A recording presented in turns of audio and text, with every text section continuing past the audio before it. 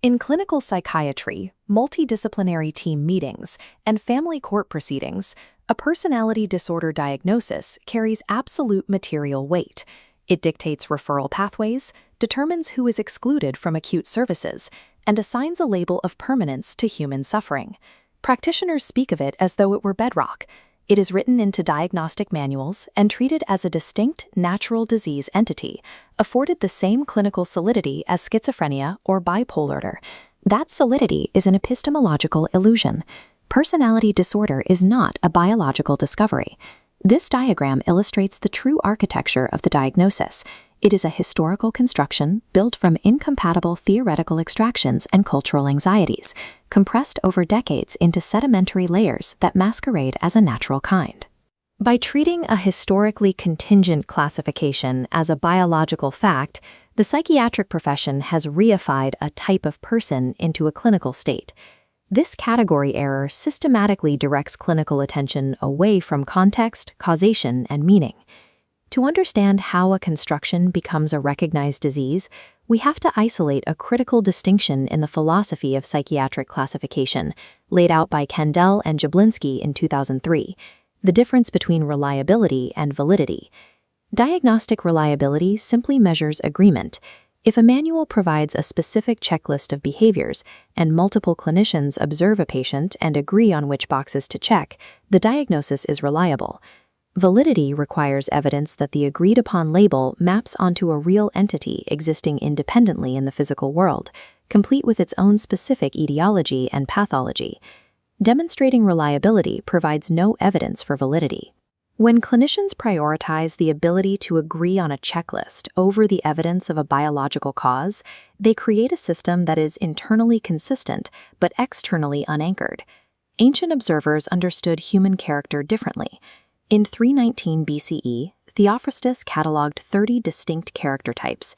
His observational framework treated traits as dimensional, culturally embedded, and fundamentally inseparable from the situations in which they manifested.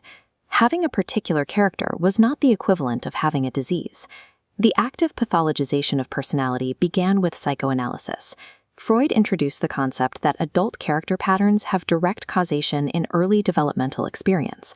While this introduced etiology, it simultaneously categorized certain personality variations as progressive fixations requiring clinical intervention. Wilhelm Reich advanced this by framing character rigidity as a survival adaptation. He argued that personality patterns formed a defensive armor, rigidifying to protect the individual from intolerable affect in hostile environments. Decades later, the psychoanalytic framework split over the exact nature of these adaptations. Otto Kernberg modeled borderline personality as a defensive organization against primitive aggression. Heinz Kohut, conversely, modeled pathological narcissism as a developmental deficit in self-cohesion, resulting from an early lack of relational mirroring. Kernberg and Kohut were not refining a single agreed-upon construct. They were observing different phenomena and applying overlapping terminology, proving that there was no stable, singular referent for what would later become a discrete disorder.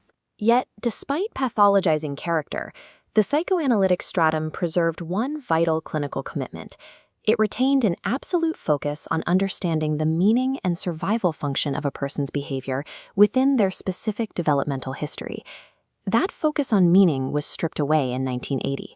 The American Psychiatric Association published the DSM-3, led by Robert Spitzer.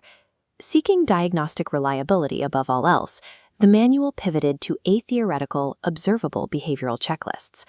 This extraction converted dense observations into simplistic checklists, resolving disagreements between Kernberg and Kohut by ignoring their frameworks entirely. By severing behavior from psychological architecture, it flattened relational dynamics into individual attributes, collapsing complex defenses into a single, decontextualized, lacks empathy checkbox.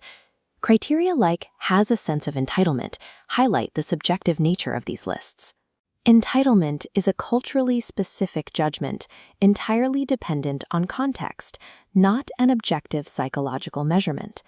By stripping away relational dynamics to achieve a reliable checklist, the DSM-3 converted genuine clinical inquiry into a mechanism for moral judgment.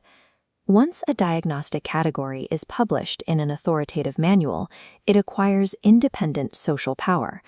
Philosopher Ian Hacking refers to this as looping effects. Classifying a person's selfhood alters how they interpret their own experiences, and their behavior shifts in response to the classification itself. This introduces the domestication problem, the systematic tendency of diagnostic observation to tame, flatten, and alter the living human processes it attempts to measure. This diagram shows the mechanics of domestication. Training clinicians in personality disorder criteria creates a rigid perceptual filter that assimilates all observations. Passed through this lens, an intense trauma response is documented as affective instability, and a desperate regulatory strategy is reclassified as recurrent suicidal behavior. This filtering creates a service delivery paradox. The diagnosis simultaneously pathologizes the individual by declaring they have a disorder, while frequently being cited as the exact reason to deny them access to acute therapeutic services. The classificatory system generates clinician pessimism, diagnostic chronicity, and systemic exclusion, and then cites those exact outcomes to validate that the disorder is difficult to treat. Proponents of the personality disorder construct routinely defend it by citing genetics.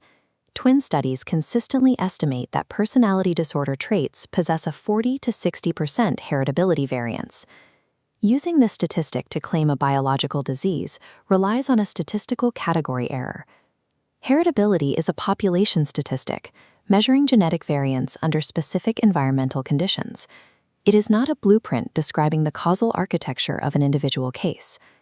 Eye color is highly heritable and independent of the environment. Height is highly heritable, but dictated by childhood nutrition. Personality traits are highly heritable, but profoundly shaped by relational context. Confusing genetic variance with biological determinism lends spurious, unearned solidity to a social construct. Genetic contribution does not dictate that a trait is inherently disordered, nor does it erase the impact of trauma. The empirical data places the true origin of these traits firmly in the environment. The 1998 Adverse Childhood Experiences, or ACE study, established a clear, dose-dependent relationship between early adversity and adult behavioral patterns. Visualizing Zanarini's data, 91% of BPD patients report childhood abuse, and 92% report neglect. At this scale, these behaviors move from character traits to traumatic adaptations, overwhelming any notion of an endogenous flaw. The environment is the primary driver. Yet the diagnostic loop absorbs this overwhelming evidence of abuse merely as an associated feature of the disorder, rather than treating the trauma as the primary explanatory variable for the patient's distress. Applying a disordered personality label to trauma survivors ignores causation. It defines the human response as a disease, while leaving the violent cause entirely unaddressed. Acknowledging some of these limitations, the recent ICD-11 revision replaced categorical types with a single-dimensional severity continuum, modified by specific trait domains. Focusing clinical attention on functional impairment rather than rigid checklists represents progress. However, it preserves the primary structural error of the discipline. The dimensional approach cannot explain that chronic emotional dysregulation is a highly predictable neurobiological consequence of surviving an environment that was fundamentally disordered. The ICD-11 reform merely provides a better map of the exact same wrong territory. The formulation still insists that the pathology is located entirely inside the person.